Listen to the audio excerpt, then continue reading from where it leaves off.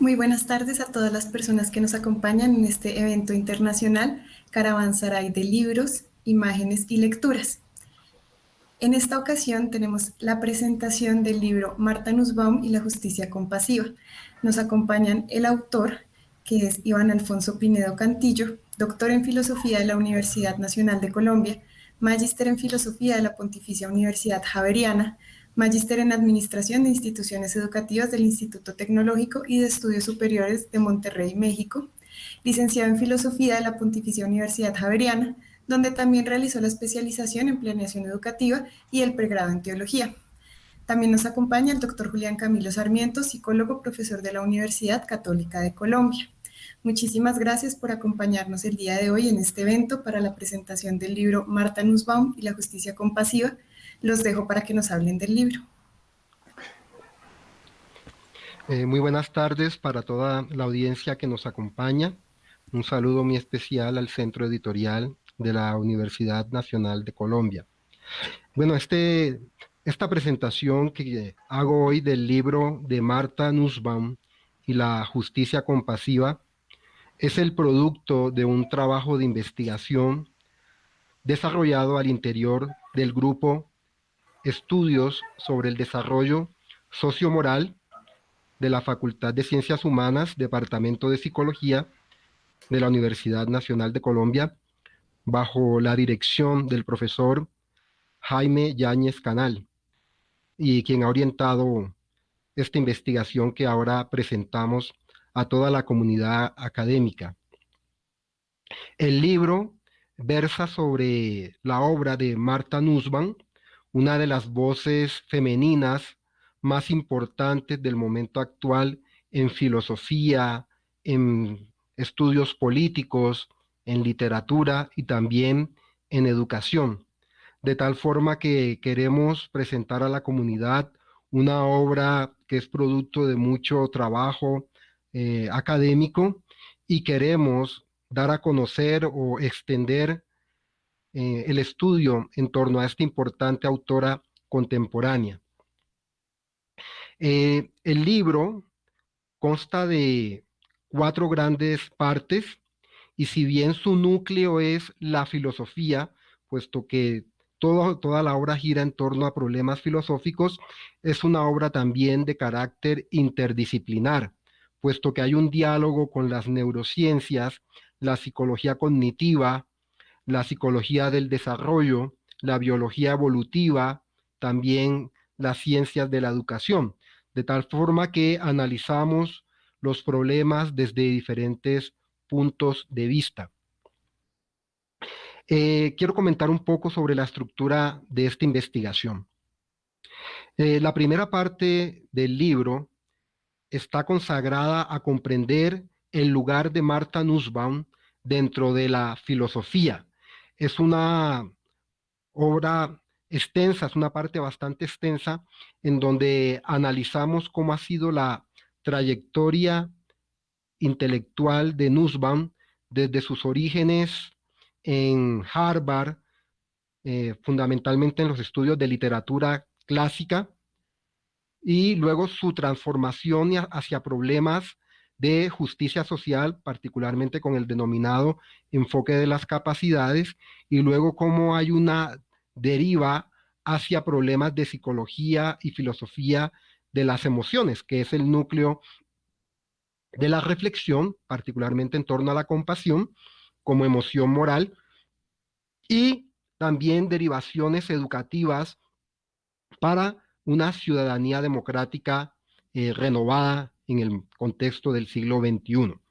Esta primera parte es importante mencionarla porque es una introducción para todas aquellas personas que quieran comprender realmente el desarrollo de la obra de Nussbaum desde sus inicios hasta prácticamente los últimos años del siglo XXI. Y en cierta forma es una obra única, al menos en Hispanoamérica, puesto que no hay otro tratado de esa naturaleza escrito y que nos contextualice toda la obra de la autora. Eso es, digamos, la primera parte del texto que estamos presentando en el día de hoy, para luego ubicarnos en la teoría de las emociones de la autora. Nussbaum es una de las grandes pensadoras de las emociones en el siglo XXI, pero es una autora que por su naturaleza prolífica, su gran erudición, ella recoge discusiones de diferentes ciencias, de biología evolutiva, de filosofía moral, también de neurociencias, también de psicología cognitiva, y toda esa amplia gama de pensamientos los pone en diálogo con la teoría de las emociones. Si bien ella no trata todas las emociones, se centra en algunas emociones que consideramos emociones morales para darnos a entender, particularmente desde la compasión, como emoción que genera vínculos con los demás y que ayuda a reconstruir el tejido social que muchas veces se rompe, ¿no? Con el egoísmo, con la indiferencia, con la apatía, eh, con la falta de integración con el otro, particularmente el que consideramos diferente, distinto, con pensamientos distintos. La compasión se vuelve como un escudo, como una protección contra la indiferencia. Si bien la compasión ha sido una emoción que tradicionalmente ha sido vinculada a tradiciones religiosas, como el cristianismo, también el budismo, que tiene en su doctrina una importante orientación hacia la compasión, eh, en el contexto del siglo XXI, en Nussbaum, pues digamos, no se separa, digamos, de esa fundamentación religiosa para tratar la compasión desde un punto de vista filosófico y psicológico que invita a los hombres y mujeres del siglo XX a un compromiso con el otro, un compromiso con el sufrimiento ajeno y un rescate del bien común y de la justicia a partir de la compasión. Hay una tesis de fondo en todo esto y es que emociones como la compasión nos vuelven agentes de justicia social. Y eso es una de las novedades, cómo la compasión se vincula al discurso de justicia social que empezó con autores como John Rawls en su importante obra Teoría de la Justicia, pero que, sí, que Rawls, digamos, no llegó o no avanzó hacia el tratado de las emociones en relación con la justicia. Ese es uno de los aportes que va a hacer Martha Nussbaum, esa conexión entre justicia social, emociones para una ciudadanía democrática renovada, un compromiso con el bien común, un rescate de la dignidad humana y particularmente de eh, apropiarnos de la vulnerabilidad que hay en el otro.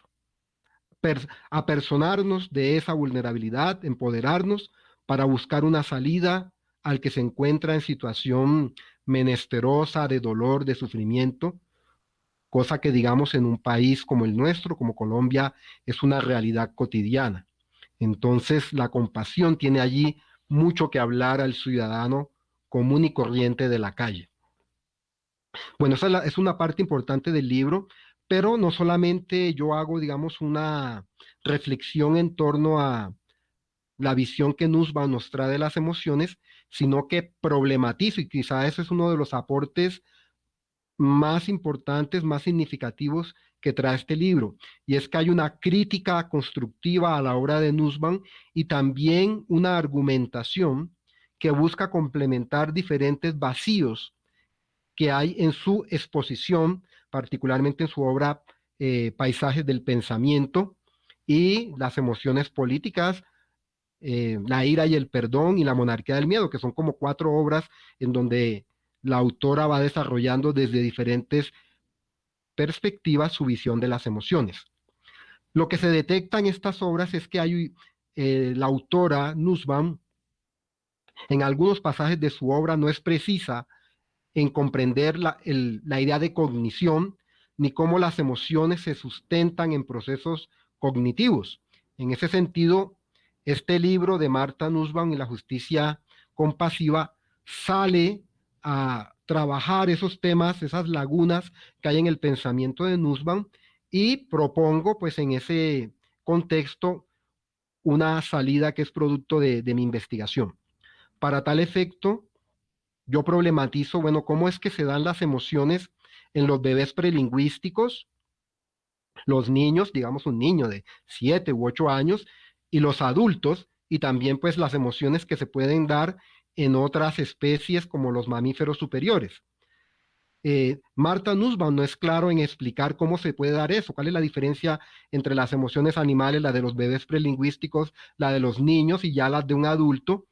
No es precisa y justamente mi investigación se centra en estos elementos para buscar una salida.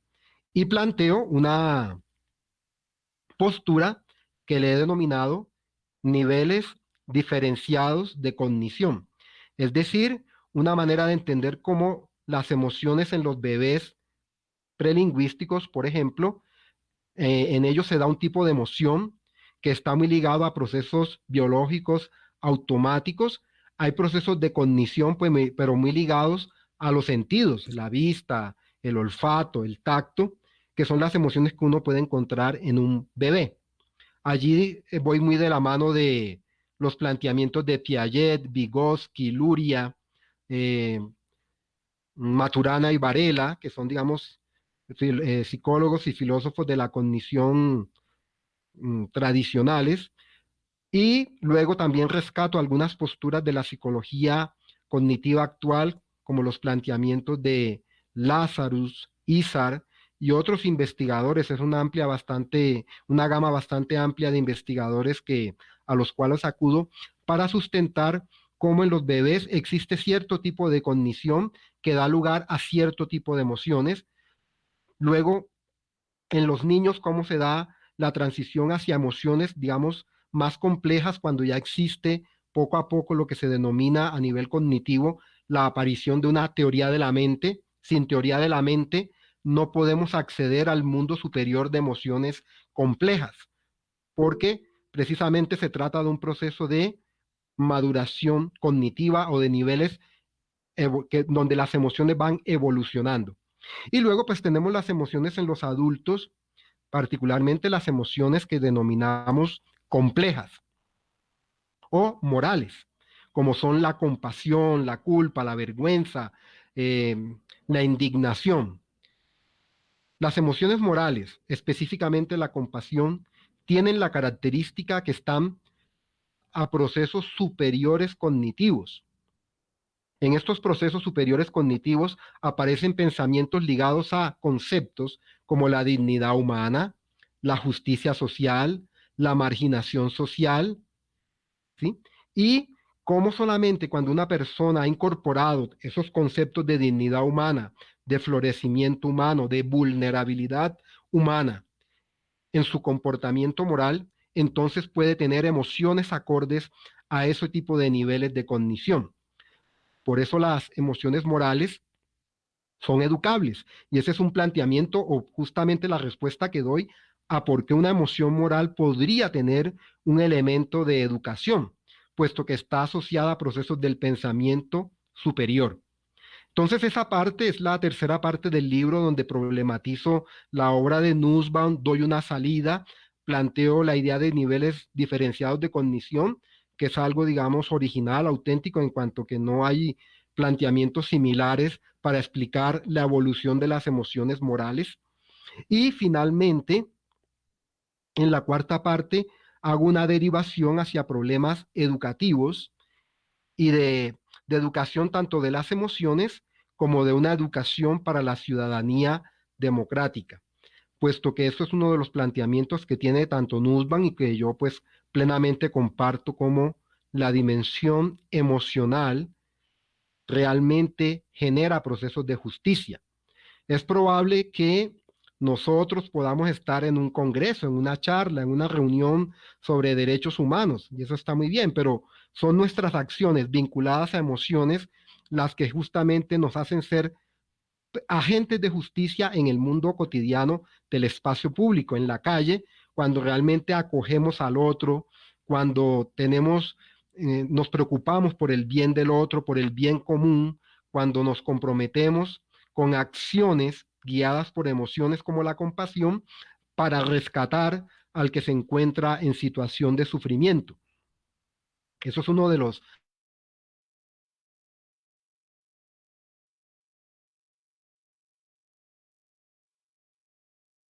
ayudan a comprender tanto la obra de Nussbaum como a comprender ese diálogo que hay hoy en día que está muy a flor de piel en la filosofía y la psicología, como es la discusión entre cognición y vida moral. ¿Cómo se relaciona la cognición con la vida moral? Es un problema que han abordado los filósofos, al menos en los últimos 20 años, si bien pues en la tradición ya estoica podemos rastrear algunos elementos cognitivos, pero definitivamente hoy con el aporte de la biología, la antropología, la psicología cognitiva y las neurociencias, tenemos una serie de aportes que son nuevos y que aparecen allí en el libro. Creo que es una discusión bastante actual y que pues quiero invitarlos a todos a conocer, a que este libro despierte muchos diálogos, muchas reflexiones interdisciplinares, como debe ser hoy en día la filosofía en diálogo con otras disciplinas. Y bueno, esa es uno de los elementos que yo quiero aquí poner a toda la audiencia y los invito. Pues el libro se encuentra es producto del grupo editorial de la Universidad Nacional y espero que a partir de allí se puedan elaborar importantes reflexiones y sobre todo aportar. Esto yo creo que es más que todo un aporte para todas aquellas personas que quieren comprender el mundo de las emociones, cómo las emociones nos vinculan con las demás personas y cómo emociones como la compasión se enfrentan a otro tipo de emociones que son destructoras de la sociedad, como es la ira, que genera violencia y odio, como es el miedo, que genera división, miedo al diferente, al que piensa distinto, al que es de otro partido político, al que viene de otra nación. Miedo de diferentes maneras es una emoción, pero negativa. Y finalmente emociones destructivas como el asco moralizado que se cierne sobre personas, sobre grupos humanos que son considerados indeseables. Pues la compasión se enfrenta a este tipo de emociones para rescatar al ser humano, a su vulnerabilidad y buscar caminos éticos para una convivencia mejor. Le doy la palabra a mi compañero Julián en este momento. Bueno, muy buenas tardes a todos. Muy complacido de participar en este espacio, doctor Iván. Muchas gracias por la invitación. Y bueno, referente al libro, pues ampliar un poco más de lo que el doctor Iván ha expuesto, pues creo que no lo logró, sale de mi alcance, pero sí me ha sido bastante interesante los temas y la forma como se presenta la investigación ética y política de la tradición o del trabajo teórico desarrollado por Marta Nussbaum. En primer lugar, tal cual como lo menciona el doctor Pinedo, efectivamente el libro nos permite hacer una transición y nos permite eh, intentar aterrizar ciertas ideas de la filosofía y la ética a elementos empíricos. Se los digo desde el componente de la psicología, especialmente la psicología moral. ¿Por qué razón? Porque el libro con la estructura que presenta nos permite ir de elementos de discusiones éticas supremamente relevantes, como es la discusión con John Rawls y las ideas kantianas, pasando por tres ejes de crítica a estas teorías éticas supremamente relevantes, porque han sido una tradición muy fuerte en Occidente principalmente. Contando que Kant, cuando nos planteaba la idea de los juicios morales y la capacidad de la acción moral, pues Kant postulaba que la forma como se pensaría o como se razonaría sería universal.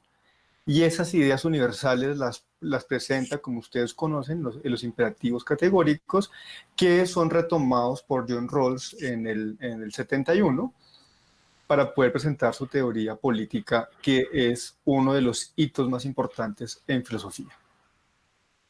Cuando la toma John Rawls, viene con la misma idea del sujeto kantiano, es decir, un sujeto aislado, un sujeto abstraído, un sujeto sin vínculos, un sujeto que creemos que es racionalidad pura, pero nos hemos dado cuenta actualmente que no somos tan puros en esa racionalidad.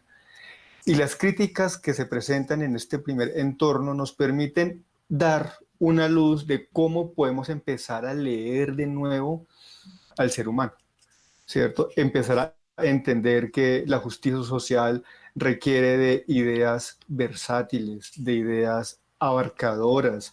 No podemos pensar únicamente en principios que busquen con una sola forma abarcar a todas las personas, sino que debemos pensar en diferentes maneras de abarcar diferentes necesidades que se tienen. Y esa es, digamos, que la crítica inicial que hace el doctor Pinedo, mostrándonos las ideas de bien que son diferentes entre los postulados y por ende entre las personas, los bienes sociales que no son hegemónicos, es decir, no todo se puede comprar, no todo se valora igual y cada uno tenemos unas valoraciones diferentes que nos van generando nuestro plan de vida. Como tenemos una idea más o menos clara de cómo funciona este componente de la ética y la filosofía política y cómo eso es trasladado al ámbito público, pues viene una pregunta que va directamente al campo de la cognición, ¿cierto? Y es las emociones y la cognición. En psicología y en neurociencia se han tenido modelos explicativos del fenómeno de las emociones que han sido, no los va a clasificar como limitados, pero sí dirigidos a referenciar que este tipo de fenómenos comportamentales o de fenómenos fisiológicos son fenómenos autónomos en las cuales el sujeto se ve afectado por una reacción que no logra controlar.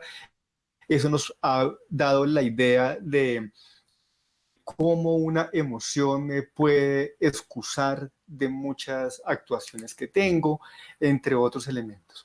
Pero cuando tomamos la idea que nos presenta Martha Nussbaum acerca de la cognición y la emoción, podemos entender que efectivamente puede haber algunas emociones que actúen bajo el paradigma de las respuestas automáticas y hay otras que actúan bajo un paradigma de una mayor o de un mayor acercamiento a lo cognitivo.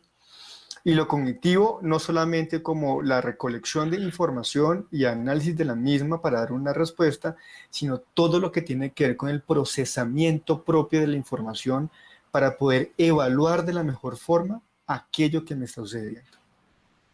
Y eso tiene una gran relevancia si lo tomamos con algunas situaciones que hemos visto en los últimos meses, y lo podemos ver con la pandemia, lo podemos ver con algunas protestas que se han realizado en diferentes estados, nación, ¿cierto? En las cuales, aun cuando los estados intentan responder, las personas no sienten que eso sea suficiente. Su emocionalidad impide un razonamiento abstracto y único como lo pensaría Kant en su momento. Es decir, no es solamente que nos dejemos embargar por las emociones, sino que estamos evaluando todo lo que nos sucede bajo las emociones. Y de allí que la ira, que el asco, por ejemplo, sean elementos que están a la vanguardia hoy en día y de requerimientos de análisis para nuestro comportamiento en lo público. ¿Por qué nos es tan difícil encontrar al otro como un semejante? ¿Por qué una persona que tiene unas características, una población que tiene unas características distintas a la mía, en vez de buscar su respeto y su valoración, lo que hago es, de una u otra manera, indicar que no es igual a mí, eso me genera un disconfort, yo soy superior al otro? ¿De dónde provienen todo este tipo de juicios que están trayendo situaciones bastante complejas a nivel social? Entonces podemos ver cómo desde lo abstracto empezamos a bajar un poco al componente empírico de campos como la ciencia política, del campos como el derecho, de la psicología en diferentes áreas de la disciplina, del trabajo social, que pueden ser de gran relevancia, la antropología, sociología, que es simplemente un nuevo referente que nos están presentando para mirar si esto logra responder a alguna de las necesidades que tenemos hoy en día. Y finalmente, pues está el componente de la educación, cómo las emociones son requeridas para educarnos en la democracia, entendiendo que la democracia la hemos resaltado como la forma política y de participación, de gobierno, que más igualitario es y que mejores oportunidades nos ha dado, por lo menos en Occidente. Y bajo esas condiciones, el poder entender que el trabajo de emociones morales, pero no solamente las emociones de felicidad y alegría, como podríamos creer, o de tristeza, como generalmente nos las ponen como emociones primarias, sino de aquellas emociones que me llevan a un comportamiento en lo público, a un comportamiento respetuoso con el otro, a un actuar en un ambiente que no es privado, principalmente, va dirigido hacia ese contexto que nos pertenece a todos, requiere ser entrenado. Y ese entrenamiento se da tanto por la educación, o sea, todo el componente pedagógico y de la educación como tal, y la relación de eso con elementos éticos, y los elementos éticos vistos desde la cognición y la emocionalidad. Con todo ello, el libro que nos presenta el día de hoy, el doctor Iván Pinedo, nos permite tener una nueva perspectiva, un nuevo camino que simplemente está empezando a hacerse. Es una nueva forma de ver los elementos que nos rodean en lo cotidiano y que probablemente logre dar algunas respuestas a muchas de nuestras problemáticas hoy en día, y en especial abrir discusiones y nuevas perspectivas del cómo acercarnos y solucionar estas situaciones que tenemos. Doctor Iván, muchas gracias por el espacio. Sí, quisiera también enfatizar un elemento importante de esta obra, y es la figura de Martha Nussbaum como figura femenina dentro de la filosofía. Creo que su presencia, su labor investigativa, su labor intelectual ampliamente reconocida a nivel mundial, representa también la importancia y la manera destacada como las mujeres hoy en día se han apropiado de la filosofía, y pues Nussbaum representa un altísimo nivel eh, de reflexión filosófica femenina de carácter universal, como es la filosofía, pero su voz, su pensamiento también sale al rescate y es un símbolo de la importancia que cada vez más las mujeres van teniendo en el ámbito de la filosofía. Personalmente, cuando me topé con la obra de Nussbaum hace unos 10 años atrás, sentí como esa fascinación, esa, ese hechizo que genera esta autora con su notable erudición, con su profunda reflexión, pero también con su manera de escribir que es muy diáfana, una manera de escribir que entusiasma mucho al lector. Yo pues tuve como ese entusiasmo hace ya varios años, y pues en el prólogo de la obra, bellamente, la profesora Elena Motzelewski de la República de Uruguay, de la Universidad de la República de Uruguay, bellamente plasma esa experiencia cuando uno va siguiendo a una autora, en este caso, paso a paso, como que va siguiendo su recorrido intelectual y se va dejando llenar de su pensamiento. Esa fascinación yo creo que está aquí de manera personal en el libro. Es una autora increíble y quiero, o siempre he tenido la intención de darla a conocer en el medio nacional, pues y también latinoamericano, puesto que ya he podido interactuar en diferentes universidades de América Latina, dando a conocer algunos puntos de esto, pero creo que con esta obra todavía más se va a dar a conocer el pensamiento de Nussbaum aquí en Colombia. Rescato también la dimensión educativa. Yo creo que es importante establecer una serie de discusiones sobre la educación de las emociones, que va mucho más allá de los planteamientos generales de la inteligencia emocional. Creo que hay una serie de elementos más que hay que reflexionar a partir de los procesos cognitivos y justamente de esta propuesta de niveles diferenciados de cognición para distinguir entre emociones básicas que compartimos con otros seres de la naturaleza, de emociones morales superiores y complejas que son características de nuestro desarrollo cognitivo como humanos. Entonces, creo que ahí tenemos una fuente de pensamiento muy importante y ojalá esto aporte a esas discusiones sobre filosofía moral, sobre psicología cognitiva y psicología del desarrollo. Bueno, Iván y Julián, muchísimas gracias por su intervención, por su presentación de este libro. Es muy interesante todo lo que nos cuentan. Gracias, aquí. También, así, ahí pueden ver el libro. También si lo quieren adquirir por la página del centro editorial, pueden hacer la compra directamente. Pueden comprar tanto el impreso como el PDF o ambos con un descuento especial. Entonces, pues para que no se pierdan este descuento, se les hace el envío a su casa también. Entonces, sí, pues muchísimas gracias por acompañarnos. También quería resaltar que nos comentaba Iván al final. Es cierto que las mujeres en la filosofía no se leen casi en Colombia. Es muy raro ver, al menos en la academia, que se incluyan en los currículos de vez en cuando, por aquí, por allá, pero realmente, pues sí me parece muy valioso el hecho de dar a conocer a esta autora que ha sido tan en su teoría de las emociones y que a veces no es tan visibilizada como debería. Entonces me parece un trabajo muy importante también por eso. Y bueno, no siendo más, muchísimas gracias por habernos acompañado, por haber compartido con nosotros en este Caravanserai de libros, imágenes y lecturas. Y pues invito a nuestros lectores, a nuestras lectoras, a que no se desconecten porque ahorita viene el lanzamiento de otro libro, ahorita a las 4, entonces para que sigan muy atentos. Y muchas gracias. A ustedes, muchas gracias. Muchas gracias.